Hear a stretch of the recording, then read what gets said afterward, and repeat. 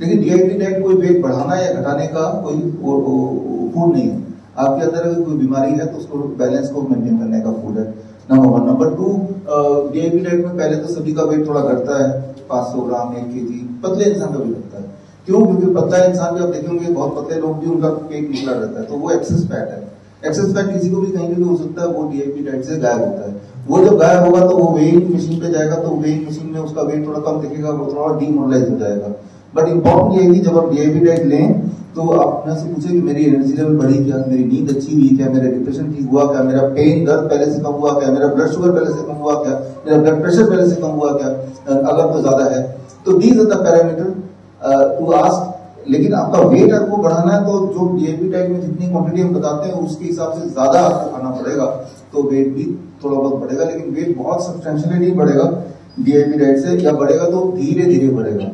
जब बोलते हैं वेट बढ़ाना है तो आपके दिमाग में होगा वेट किस चीज का बढ़ाना है, आपका फैट का वेट बढ़ाना है, मसल का वेट बढ़ाना है, तो हड्डियों का वेट बढ़ाना है। एक्चुअली हड्डियों का मसल का वेट बढ़ाना है, या कुछ लोगों को उसको घटाना है। तो DIP diet is to balance the weight, specially body में कोई एलिमेंट है उसको ठीक करने के। तो जिनका वेट डीआईपी डाइट लेने के बाद लगातार फिर भी वेट घटता जा रहा है, तो उनको यही है कि जितना आप खा रहे हैं वो कम खा रहे हैं, उससे 20-30% क्वांटिटी बढ़ा दीजिए उन्हीं चीजों की जो डीआईपी डाइट का आप ले रहे हैं। स्मृति शिवा, आपके सवाल का जवाब हमने दे दिया है। अच्छा, सुहास आपका ना, आपका सवाल है whether a kidney revival is possible as already taking HIMS medicine from September 2023। Suhas जी, कल हमारी आपसे बात हुई थी, राइट? तो मेरे लिए थोड़ा सरप्राइजिंग है कि आप अभी डायलिसिस में, राइट? डायलिसिस में परसों ही डायलिसिस करा के आए हैं। तो आपके सवाल का जवाब है कि हमारे पास वैसे बहुत सारे पेशेंट हैं जो कि डायलिसिस पे थे एक टाइम पे, बट अब डायलिसिस पे नहीं है, और ऐसा करते हुए भी 1.5 साल हो गए, किसी को 2 साल हो गए, जब से हमने ये hot water immersion grade system implement किया। तो आपके सवाल का जवाब है यस, इट इज पॉसिबल। अब आपके केस में पॉसिबल हुआ कि नहीं, डेफिनेटली विल ट्राई। आप यहाँ पे हैं तो आपके जाने के बाद भी हम ऐसे जो पेशेंट हैं जो हफ्ते में 2 या 3 बार डायलिसिस कराते हैं, यानी कि हर 2 दिन बाद आपको डिसीजन लेना पड़ता है आज जाऊं या नहीं जाऊं, राइट? तो इस बात को आप ध्यान से समझिए, ये बहुत इंपॉर्टेंट बात है जो अब मैं बताने जा रहा हूँ, खासतौर पर क्रॉनिक किडनी डिजीज के पेशेंट को, जो जिसको बोल दिया गया कि आपकी किडनी खराब होने वाली, डायलिसिस में जाने वाले हैं, वो जिनको बोल दिया गया कि आपका प्रेगनेंट बढ़ गया, किडनी डिजीज पेशेंट बनने वाले हैं, या वो जो ऑलरेडी डायलिसिस में हैं। तो यहाँ पे इंपॉर्टेंट है, जैसे मान लो क्लियरली आगे की बात करते हैं, तो अगला डायलिसिस आपका ड्यू है, मान लो कल है ड्यू, कल या परसों जाना है आपको, तो कल का दिन आ गया, अब मैं डायलिसिस करने जाऊं या नहीं जाऊं, ये क्या क्या फैक्टर है जिस फैक्टर पे आपको डिसाइड करना है कि जाऊं कि नहीं जाऊं, और क्या क्या फैक्टर नहीं है, इसको समझना पड़ेगा।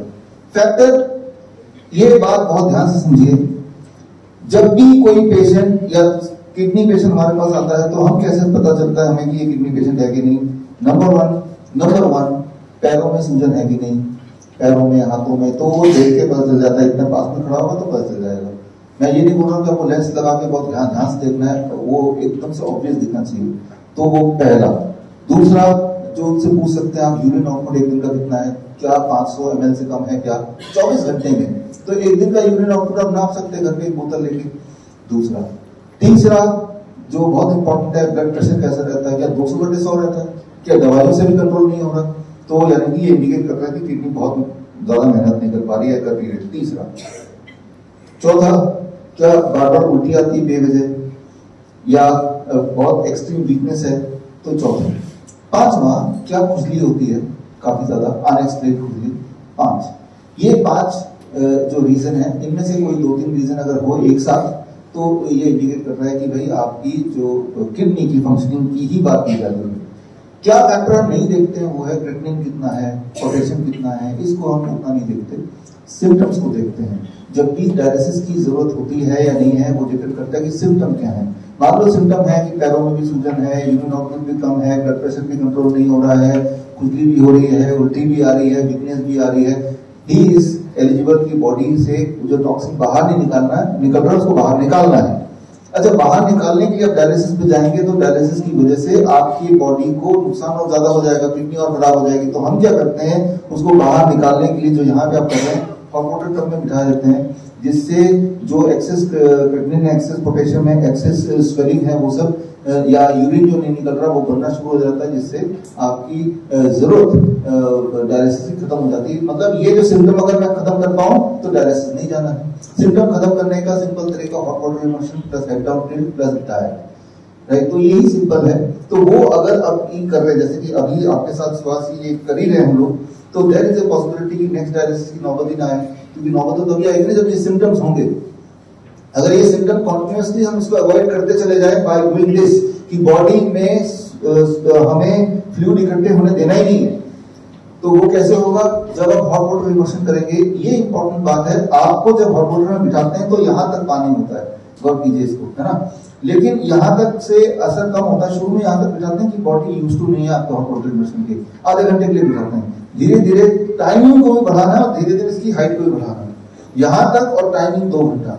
ऐसा जिस दिन हो जाएगा तो समझ लीजिए कि बॉडी के अंदर जो भी चीज एक्स्ट्रा है, जो बॉडी को नहीं चाहिए, वो बॉडी से बाहर निकलना शुरू हो जाएगा। वो क्या एक्स्ट्रा है? वो हमारे स्किन की इंटेलिजेंस बताएगी, वो हमें नहीं पता। वो पोटेशियम एक्स्ट्रा है, सोडियम एक्स्ट्रा है, क्रिएटिनिन एक्स्ट्रा है, यूरिक एसिड एक्स्ट्रा है या urea extra, we not know, but our skin intelligence know. Our skin become third kidney जब उसको वो प्रेशर मिलता है, वाटर प्रेशर, और जब उसका टेम्परेचर 40 डिग्री सेल्सियस का के आसपास का हीट मिल जाता है, then the kidney become the skin become the third kidney. तो ये हमें करना है। तो आपको भी मैं ये उम्मीद करता हूँ कि जब आप घर जाएंगे, अब तो घर चले जाएंगे, घर में भी हॉट वाटर इमर्शन टब वो है आपके, है।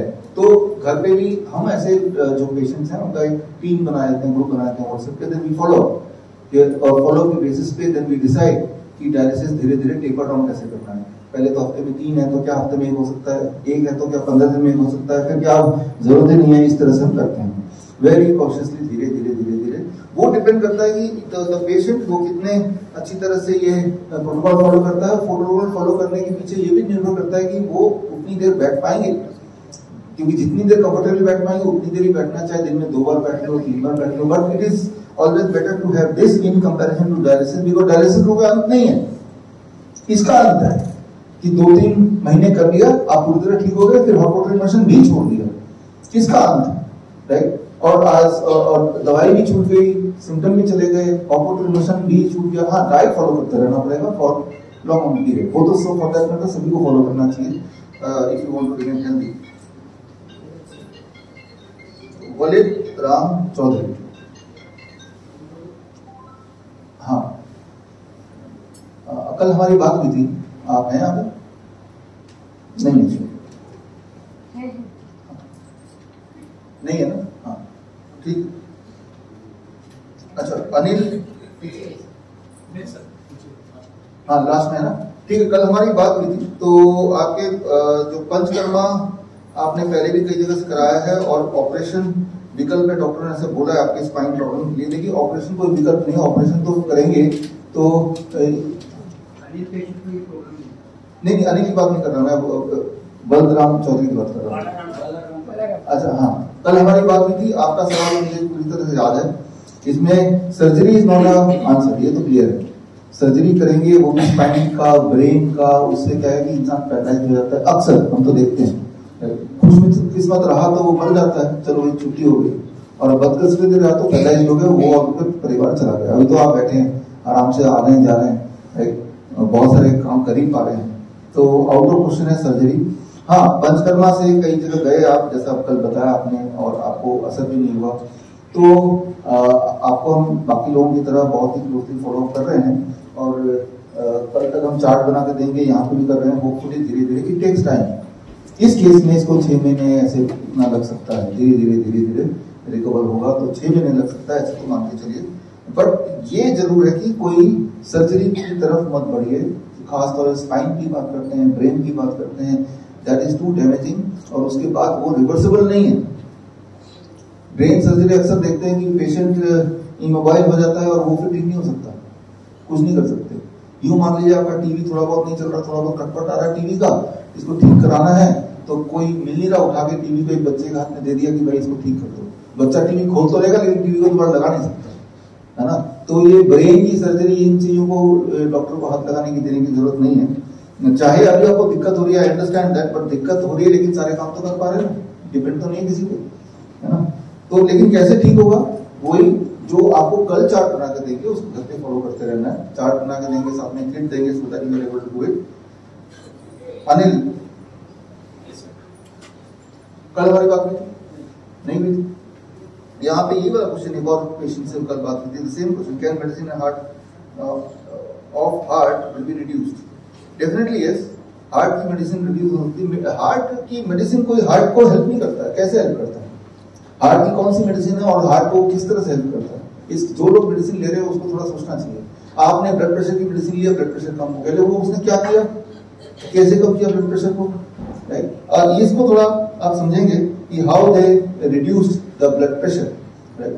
तो ब्लड प्रेशर या ब्लड थिनर कैसे करता है काम? ब्लड थिनर अगर थिन कर देगा ब्लड को, तो कहीं कहीं तो मान लो इंटरनल ब्लीडिंग होती है और ब्लड थिनर आप ले रहे हैं तो इंटरनल ब्लीडिंग होती रहेगी, वो तो क्लॉटिंग होगी नहीं। इंसान ब्लड थिनर से की वजह से इंसान मर जाता है, वो अल्सर होता है, वो मर जाते हैं लोग। तो हमें लगता है कि ब्लड प्रेशर अगर पेन दे दो बेटा।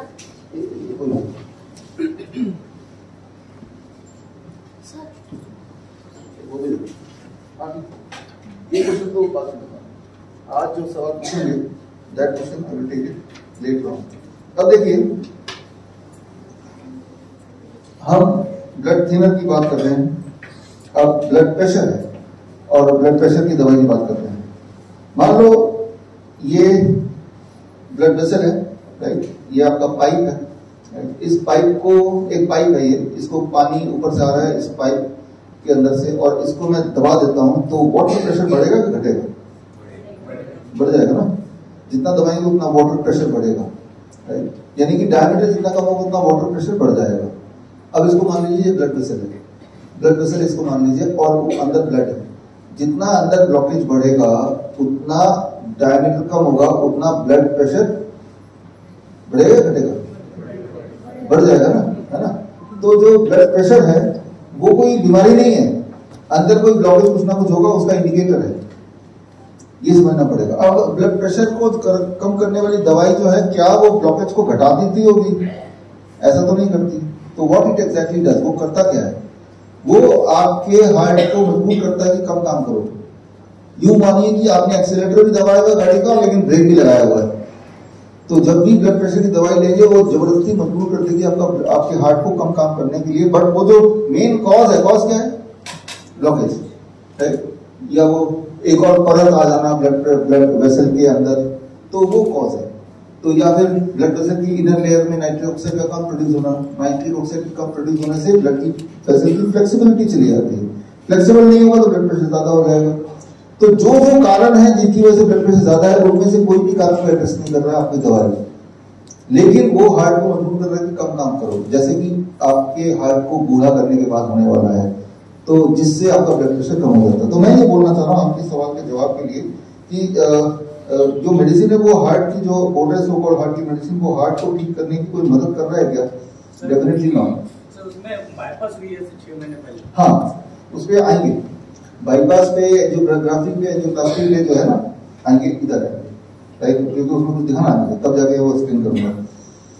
तो इरेस्पेक्टिव ऑफ दैट, एक तो बाईपास हो चुकी है, ऊपर से दवाइयां भी ले रहे हैं, तो खतरनाक मामला है। उसको बहुत ही केयरफुली हमें उसको एड्रेस करना पड़ेगा। तो श्योरली दवाइयां कम होंगी, बट केयरफुली इसलिए बोल रहा हूँ क्योंकि दवाइयों की लत बॉडी को लग चुकी है। आप ऑलरेडी ले रहे हैं, इसलिए नहीं कि वो दवाइयों को इमीडिएटली बंद नहीं कर सकते क्योंकि दवाइयां कुछ अच्छा काम करती है, इसलिए क्योंकि आपकी लत लग चुकी है। जैसे मान लो ये टेबल है, अब मान लो इस टेबल पे मैं ऐसे सपोर्ट लेके खड़ा हूँ, राइट? किसी तरह से सपोर्ट लेके खड़ा हूँ यूं ही, क्योंकि टेबल पड़ा है तो आई एम जस्ट रिलैक्सिंग। कोई मुझे बिना बताए टेबल हटा लेगा तो जाहिर सी बात है मैं गिर जाऊंगा, राइट?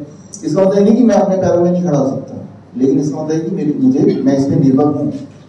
तो निर्भरता हटाने के लिए वो जो हटाएगा पहले बोल देगा हट जाओ यहाँ से, मैं टेबल हटाने वाला हूँ विद द बॉडी, तो मैं अपने आप को संभालूंगा, अब ये हटेगा। सिमिलरली बॉडी को सेल्फ डिपेंडेंट बनाना है, राइट? सेल्फ डिपेंडेंट बनाने के लिए टेपर डाउन करना पड़ता है, इमीडिएटली नहीं छोड़ सकते, बट टेपर डाउन करने के कुछ नियम है। वो नियम को हम फॉलो कैसे करना है बताएंगे, और तभी जाके उसको धीरे धीरे कम करेंगे। कुछ लोगों को कम कर भी रहे हैं, कितने लोगों का कम हो गया शाम को पता चलेगा, राइट? तो in the evening will discuss 1 by 1 कि आपका ये टैबलेट, आपकी ये इंसुलिन कम हो चुकी है।